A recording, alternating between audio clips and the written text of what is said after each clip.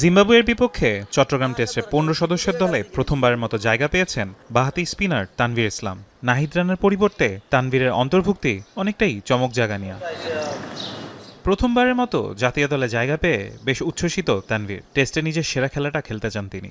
লাল আর সাদা বল নাই, ন্যাশনাল টিমে ডাক পাওয়াটা আনন্দের ব্যাপার, আর চেষ্টা করব ভালো কিছু করার। আলহামদুলিল্লাহ অনেক ভালো লাগতেছে। আর যদি আমি সুযোগ পাই খেলার, তাহলে টিম সিচুয়েশন অনুযায়ী যে জিনিসটা প্রয়োজন চেষ্টা করবো ইনশাআল্লাহ ওইটাই করার। ২০২৩ সালে সর্বপ্রথম আন্তর্জাতিক টি-20 খেলেন তিনি।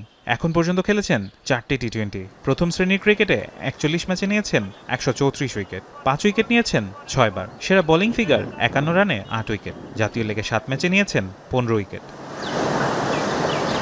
দলে সুযোগ পেলে টিম ম্যানেজমেন্ট ও অ্যানালিস্টের পরিকল্পনার বাস্তবায়ন করতে যান তিনি।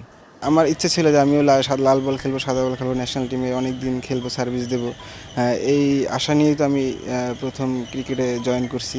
আমি যতটুকু জানি যে একটা বলারের 2টা প্ল্যান থাকে, টিম থেকে 2টা প্ল্যান দেয়, হয় ইকোনমি বোলিং করতে হবে, নাইলে উইকেট টেকিং বোলিং করতে হবে। এখন আমাকে যেই জিনিসটা দিবে আমি ইনশাল্লাহ ওইটাই চেষ্টা করব। চট্টগ্রামের শহীদ বীরশ্রেষ্ঠ ফ্লাইট লেফটেন্যান্ট মতিউর রহমান স্টেডিয়ামে সিরিজের দ্বিতীয় টেস্ট শুরু হবে সোমবার। ফারহান ইসান, এখন, ঢাকা।